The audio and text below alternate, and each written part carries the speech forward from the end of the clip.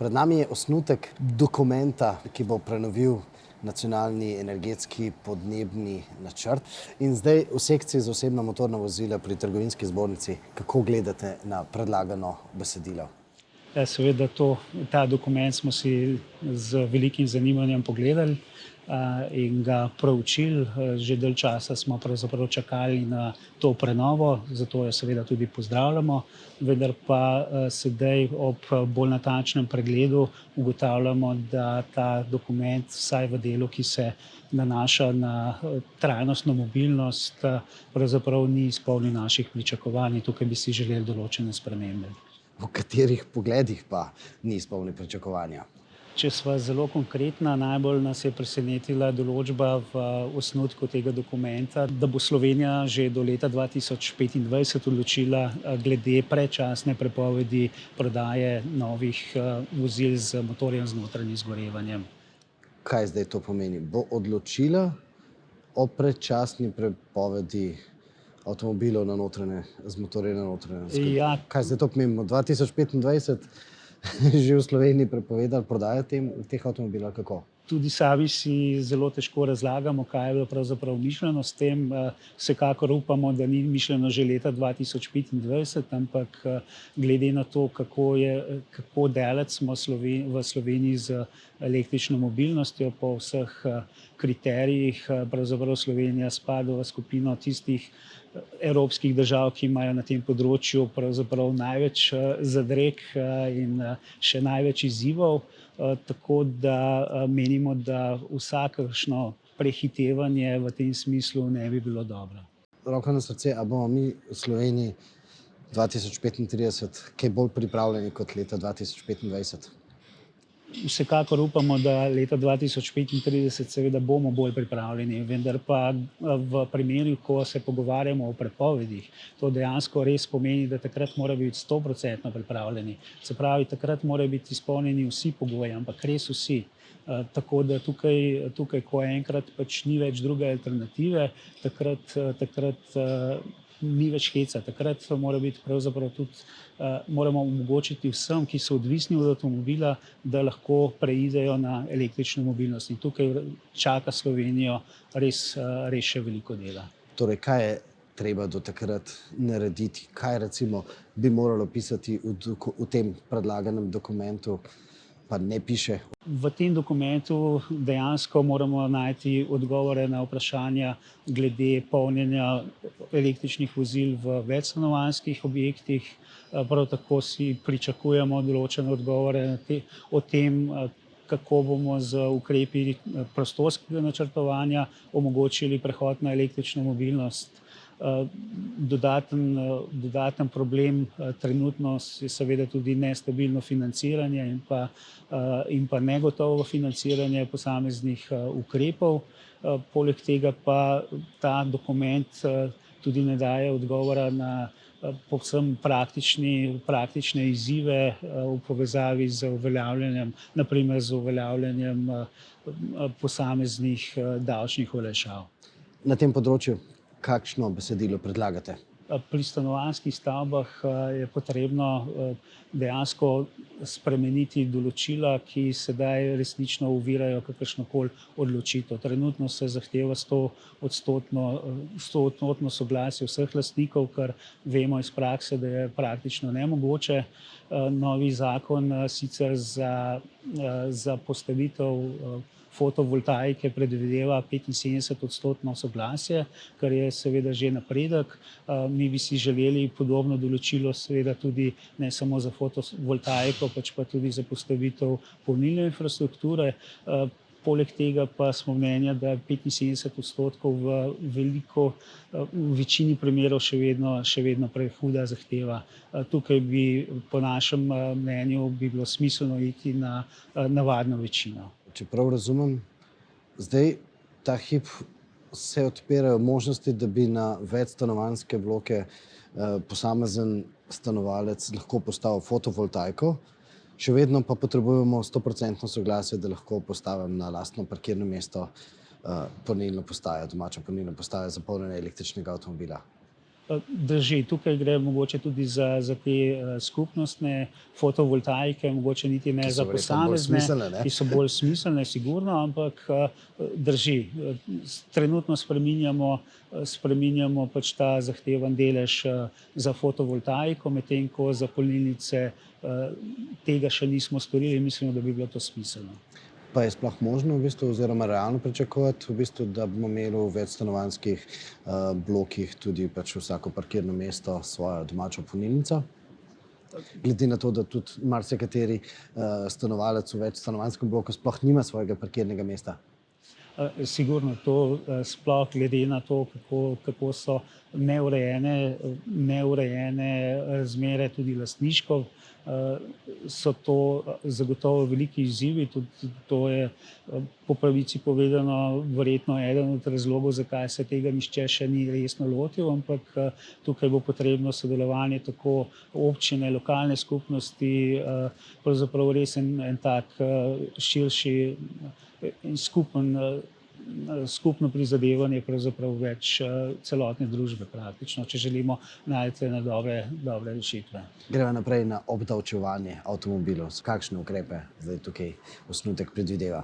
Osnutek predvideva obdavčitev predvsem drugega avtomobila v družini. Se pravi, vsaka družina, ki si bo omislila luksuz, da ima 2 avtomobila, naj bi po novem plačala več davka. To prinaša ta osnutek. Poleg tega se pa razmišlja tudi še o plačilu posameznih dajatev za vstop, naprimer za vstop v Ljubljano. Razmišlja se o obvezni cestnini oziroma povečanju cestnine, obvezni parkirnini povsod, tudi tam, kjer se trenutno parkirnina ne plačuje, in podobnem. Predvsem so vsi ti ukrepi nekako usmerjeni v to, da bi otežili uporabo avtomobila s predpostavko, pač da je avto vir problemov in ne del rešitve. Pa se sploh lahko v Sloveniji zdaj predstavljamo življenje brez avtomobila? Kaj zdaj to pomeni? V katero smer zdaj to pelje? V Sloveniji zelo težko. Sicer se v sekciji popolnoma strinjamo, da je potrebno nekaj narediti na zmanjšanju obsega prometa, tudi na tem nemotornem prometu, povečati obseg pešačenja, kolesarjenja, uporabe javnega potniškega prometa, vendar pa se je tukaj seveda treba zavedati, da je potencial ukrepov na tem področju relativno omejen. Če vemo, da z vlakom v Sloveniji opravimo manj kot 2% vseh potniških kilometrov, z avtobusom nekaj manj kot 12%, če te odstotke, tudi če jih podvojimo, potrojimo, je še vedno jasno, pač, da smo odvisni od avtomobila in tudi v letu 2035 bo avto še vedno nuja in ne pač nek prestiž. Seveda na tem področju dejansko je povsem očitno, da se moramo strinjati, ampak vseeno, kakšni pa so zdaj tisti ukrepi, ki bodo spodbudili več pešačenja, več kolesarjenja, več uporabe javnega prometa? Kaj predvideva osnutek na tem področju? Osnutek predvideva nekaj ukrepov predvsem pri izgradnji infrastrukture, vendar pa predvsem izgradnjo dvotirnih železniških prog, ki bodo omogočili bolj pogosto vožnjo vlaka. Razmišlja se o izgradnji kolesarskih povezav, prav tako se razmišlja o povečanju atraktivnosti samega javnega potniškega prometa, vendar pa saj mi pogrešamo bolj konkretne zaveze, konkretne predloge v samem dokumentu. Spravi, da ne bi šlo samo za razmišljanje, ampak dejansko za neko usmeritev že naprej. Tukaj pač vsaj, kar se tiče same infrastrukture, določeni projekti so že jasni noter, tako da ne morem čisto reči, da je vse samo razmišljanje, ampak kljub temu bi si želeli več res konkretnih rešitev, tudi na tem področju. Naprimer, kaj recimo piše? Konkretizirana sta 2 razširitve železniških prog, vendar pa je tudi tam, mislim, da je jasno, da bo kar nekaj let preteklo, preden bo teh razširitev prišlo. Razmišlja se predvsem o povezavah Ljubljane z okolico, kar je seveda smiselno in nujno potrebno. Prav tako pa se razmišlja, da po letu 2030 o direktni oziroma nekoliko hitrejši povezavi med Ljubljano in Mariborom, kar je prav tako pozitivno, ampak kot rečeno, tukaj bi si želeli še več bolj konkretnih projektov. Kaj pa recimo Ljubljana, Novo mesto? Slišim, da recimo v soboto zvečer ne moreš iti iz Novega mesta v Ljubljano, ali pa Ljubljana, Kočevje, Ljubljana, Nova Gorica. Kaj pa na tem področju? Ja, po svoje je pravzaprav res zaradi samega načina poselitve je tukaj relativno težko. Če smo zelo pošteni, tukaj je zelo težko najti res dobre in pa učinkovite variante javnega prevoza. Tako da tukaj bomo. Ne razumem. Zakaj recimo že danes to železnico ne bi mogel popoldne v soboto iti iz Novega mesta v Ljubljano? Zakaj rabimo imeti dvotirno železnico, da bomo lahko šli? Tukaj mogoče nisem res prava oseba za odgovor na to, se tudi sam si postavljam marsikdaj tako vprašanje, ko poskušam pač z javnim prevozom opraviti nekaj, kar z avtomobilom opravim pač v relativno kratkem času, z javnim prevozom pa pač vemo, vsaj nekje izven glavnega mesta pač potrebujemo bistveno več in to so tisti glavni izzivi. Se pravi, poskušati moramo res narediti javni promet tako enostaven, tako dostopen in pa tudi pravzaprav tako pogost, kar je, mislim, da tudi ena od ključnih stvari, ki jih sedaj nekako pogrešamo.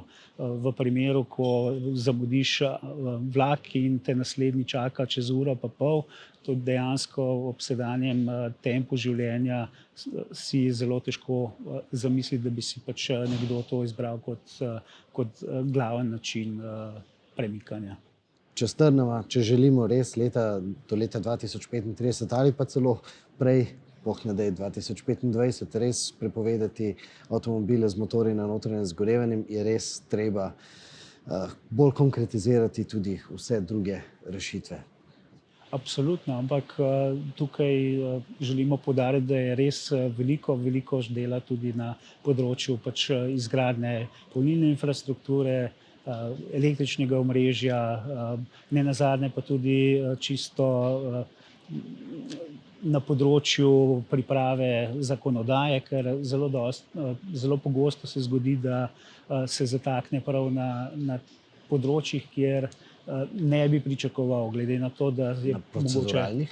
Na proceduralnih, absolutno. Takrat, ko tudi recimo lep primer so pač zapleti z podelitvijo subvencij za nakup električnih vozil, tukaj se dostikrat zgodi pač kratek stik oziroma pač pridemo v situacijo, ko prav zaradi mogoče ene črke v razpisu ne pridejo tako do izraza ti ukrepi, kot bi lahko prišli. Najlepša hvala za ta pogovor. Hvala lepa tudi vam.